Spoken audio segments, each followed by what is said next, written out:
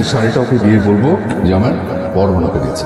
অবশ্য জানি না তোরা ডিভোর্সি ছেলের সাথে মেয়ে বিয়ে দিবে কিনা। না দিলেও ভাগিয়ে নিয়ে বিয়ে করবে, সমস্যা নেই। আমি কোনোদিন কাউকে ভাগিয়ে নিয়ে বিয়ে করবো না। কেমন আছিস শেলি? আমার নাম শিলিনা। তুমি শেলি না? কে তাহলে? কল্পনায় না হয় শেলির চেহারা ভেবে আমাকে কল্পনা করতে। তো বাস্তবে ওকে টাইম মনে হচ্ছে।